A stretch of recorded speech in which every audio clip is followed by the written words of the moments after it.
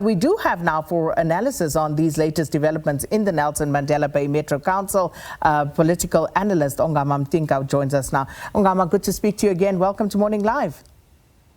Good morning, Sakina, and your viewers. Thank you for having me. So this instability within the Nelson Mandela Bay Metro, it's been going on for quite a while. So let's trace it and try to understand what lies at the heart of the instability of this particular metro. So in the 2021 local government elections, or following that election, the ANC was able to secure a coalition government that's been in power since then.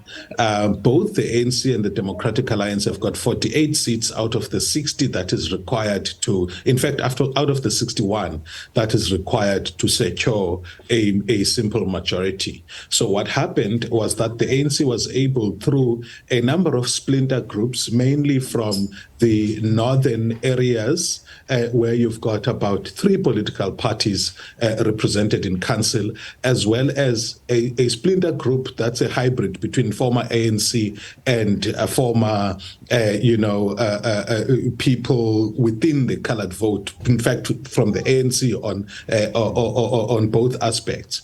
So they were able to secure a coalition, but their relationships have been fraught because we've seen the fight that you referred to within the Northern Alliance, where some group wanted to fire the existing speaker, and the current city manager actually actioned that, resulting in a period in which there was no speaker of council.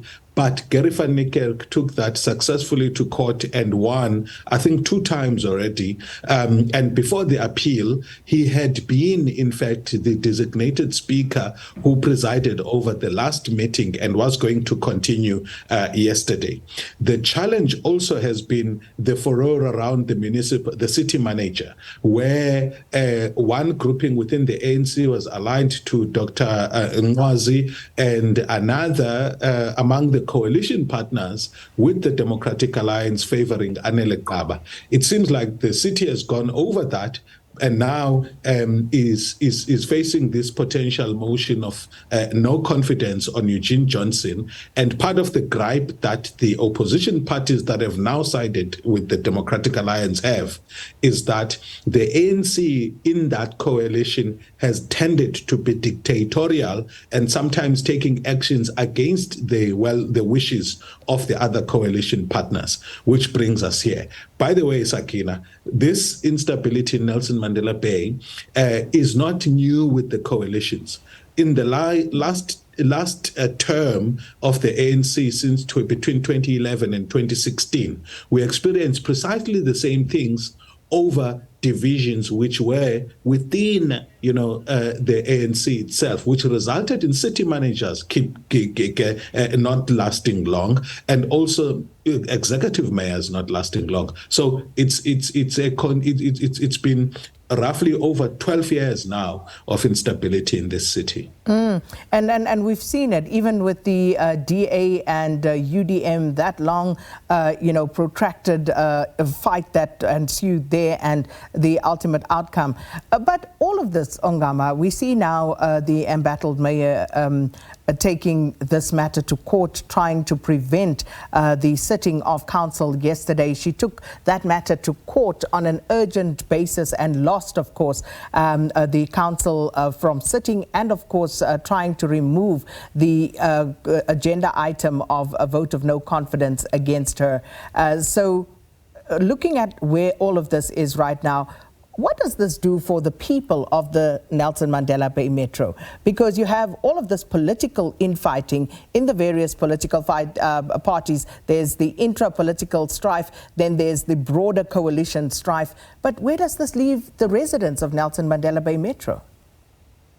So maybe let me start with the politicians. I think we've gotten to a stage in South African democratic political life in which politicians need to realize the limitedness of political power and the need that is there to form a lot more cooperative relationships, even in fact doing away with this notion of an opposition versus a governing coalition at a local government level.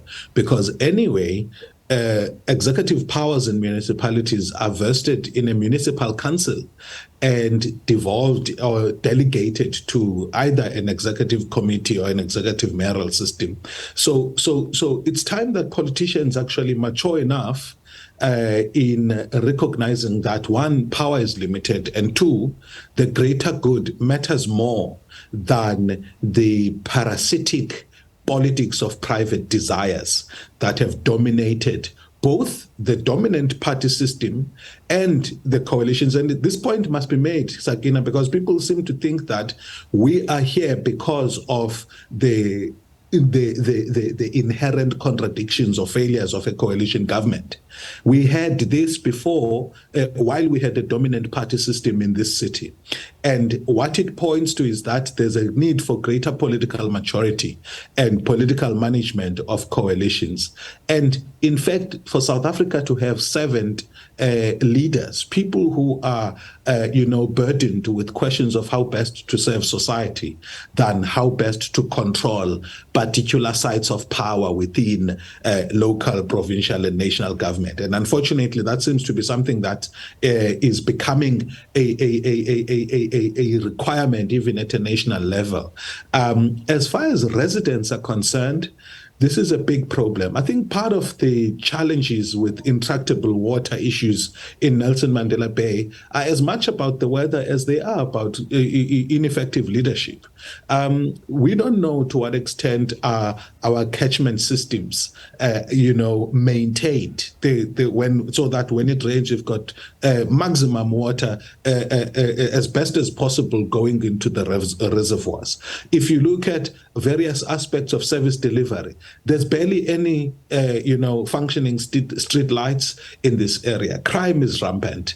There's disinvestment in a number of sectors. And where I think about 15 years ago, this municipality played a very strong developmental role working with stakeholders like the business chambers and the special economic zones.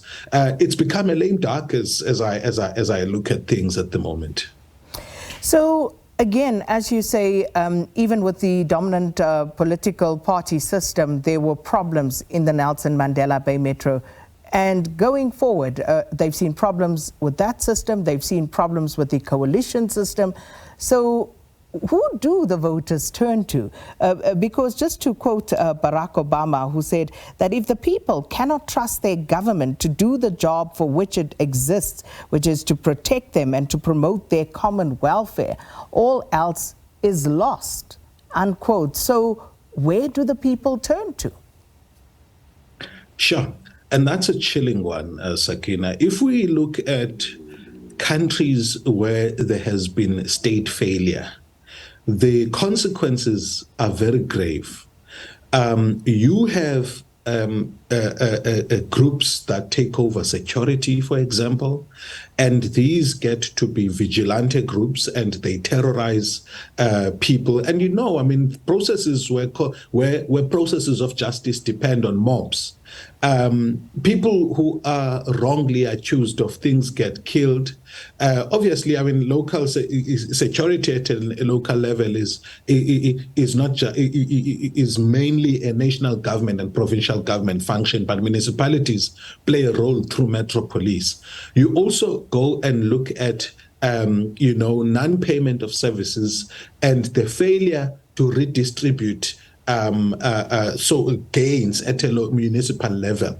There are a lot of people that depend on the municipality in order for them to get basic services like water and electricity because they cannot afford to be rate-paying citizens. Those citizens depend on municipalities that can effectively collect revenue and also be able to be credible enough to the national treasury to continue to receive grants. And on that basis, then they can offset the costs of providing services to residents who may be indigent and are unable to pay. It was very, concerning when I saw that the collection rates in this municipality, which were among the top over 12 years ago at 98%, and at any given time hovered between 97 to 99%, are now have now dropped to, I think it was just under 90%. And that means the municipality doesn't have money to be able to sustain itself, because money from services allows a municipality to be able to respond to those issues that national grants cannot. And obviously, if the politicians are so busy fighting amongst themselves, it stands to reason that they would not have time to actually govern the metro. And Ongama, just as a final parting shot, and this is such a multifaceted problem for the Nelson Mandela Bay Metro. It's not just the political infighting, the problem with the coalitions. As you say, there are climate change issues that are also bringing pressure to bear on what is happening in that particular metro. But where do you think everybody who is in a position of leadership within the Nelson Mandela Bay Metro can start to try and at least turn things around? I think that as South Africans, we left things too much to the state to do. I'm happy that the business community, for example, Nelson Mandela Bay, even went to the extent of asking itself questions of, to what extent can we take collective responsibility in certain areas that are critical to the survival of the economy of the city, despite, in some instances, what the municipality may prefer. And I think that you see a lot of NGOs that are community-based, or maybe community-based organizations, that are coming in and are fulfilling crucial roles. What I'm happy about is that at a national level, at least, government has begun to recognize the value that is added by these organizations. And I think I've seen about 3 presidential initiatives that are aimed at recognizing the work that's happening at a communal level, and in fact, allowing people to continue to function in those spaces and getting the necessary support. So the social employment scheme, I think there's a current call for proposals, driven by the presidency. We need more of those things, even as we correct the political system, because it's got to be corrected. I think political parties have got a duty to South Africans to clean up house and make sure that they've got the right people for the job. I note that the ANC's electoral committee last year introduced this idea of having councillors who are approved or who've got appeal in their community. Obviously, that was fraught with the regular intervention by party elites at the regional and provincial level that may want, to control processes. But I think that it's, I would rather have a system that is deliberately trying to change the situation that fails than nothing at all. Obviously, the DA has gotten this very well, the idea of interviewing people and not just using a simple majoritarian principle that if a person has got enough support from such and such a constituency, they automatically become, get into power. They interview people, they screen people, and I think more political parties need to do that to try and improve the quality of leadership that gets into municipalities. Until then, though, and in fact, even beyond, even if we get it right politically at a city council level, we cannot stop as private organizations, universities, and others in helping society to build the kind of leadership that's required, that's got results that we need. Otherwise, in future, our children look back and say, where were you and what did you do? And we would have failed to heed the call in the Niekerk scenarios that said, we've got to work together with the state in order to get things right. Ongama Mtimka, thank you so much, political analyst, just helping us understand a little better and also analyze the developments within the Nelson Mandela Bay Metro. And of course, it's still pretty much up in the air at this point, but we'll keep you abreast of developments as and when they happen as SABC News.